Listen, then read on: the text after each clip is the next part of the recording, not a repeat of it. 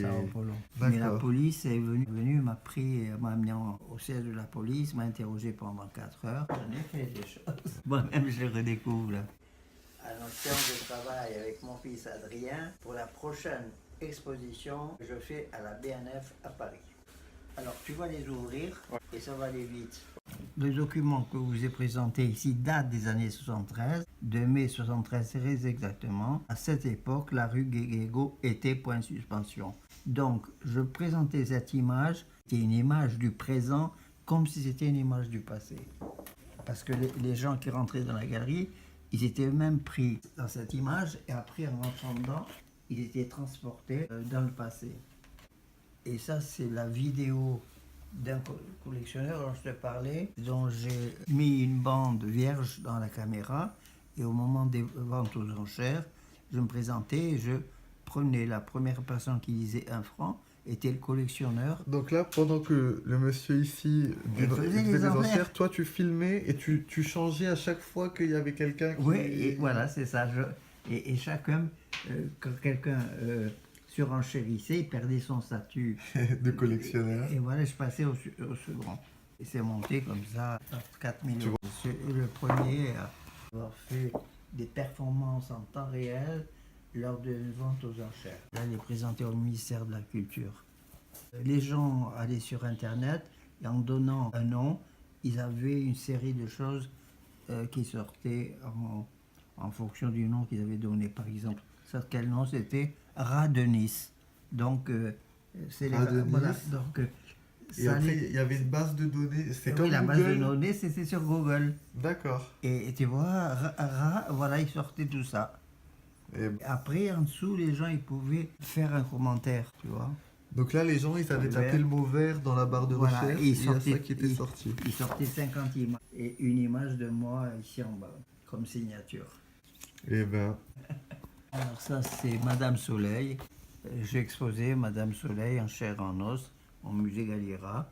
Pourquoi? Parce qu'elle-même, c'était un personnage très médiatique. Et comme les médias étaient symptomatiques de la société d'aujourd'hui, je prenais un personnage comme elle qui était médiatique pour analyser le fonctionnement des médias. Alors voilà, c'est des images de Madame Soleil. Et moi, j'étais toujours avec ma caméra en main. Je filmais. Ça, c'était sur une action que j'ai faite à Nice. C'est une action que j'ai faite à Montpellier. Et ça, ce sont des maquettes d'actions que je préparais. Ça, c'est une maquette pour les Miradors de la Paix. Ça, c'est une maquette que j'ai faite pour une exposition que j'ai faite au Brésil qui s'appelait 21e siècle. Alors, tout ça, ce sont des maquettes d'exposition. Ah, voilà, le mètre carré. Ah.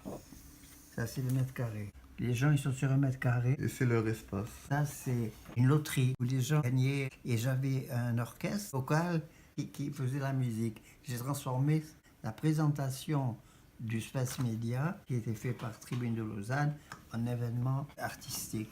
Voilà. Ça, c'est à Tours, dans une église. C'est ma première installation qui a été faite en 1969, qui s'appelait Interrogation 69, où j'utilisais les satellites, où j'utilisais la vidéo. C'est l'espace Cardin. L'espace Cardin. J'en ai fait des choses. Ouais. Moi-même, je les redécouvre. Ça, c'est une émission par laquelle je faisais des essences d'objets sur Antenne 2. Alors ça, c'était la vente de Parcelles Réseau, la première œuvre qui a été vendue sur Internet. Ça, c'est un de mes sites qui jouait sur le temps. Ah voilà, ça c'est bon. Regardez, ça ce sont les pancartes. Ah oui. Sao Paulo. Oui, la police est revenue, m'a amené au siège de la police, m'a interrogé pendant 4 heures, parce que c'était un régime militaire à l'époque. Ça c'est l'action dont je te parlais, Sao Paulo. Ça c'est une action que j'ai faite entre Paris et Moscou, par téléphone. Ça que je t'explique, qu'est-ce que c'est? C'est le journal Le Non Matin qui a publié ça. Ça s'appelait Le Trou. Et au milieu, il y avait ça et une paire de ciseaux. C'est publié dans le journal, ça. Et je disais, creusons un trou dans le journal. Un vrai trou dans un vrai journal. Avec une paire de ciseaux, creusons un trou, un vrai trou d'artiste. Un trou qui sert à regarder derrière le trou, à regarder derrière les apparences. Un trou qui permet désormais de regarder la vie de l'autre côté se trouve, vous appartiendra pour toujours, cassez-vous, qu'il avait creusé. Et ça, c'est sorti. Donc, c'était aussi un espace média parce que j'engageais la participation des gens.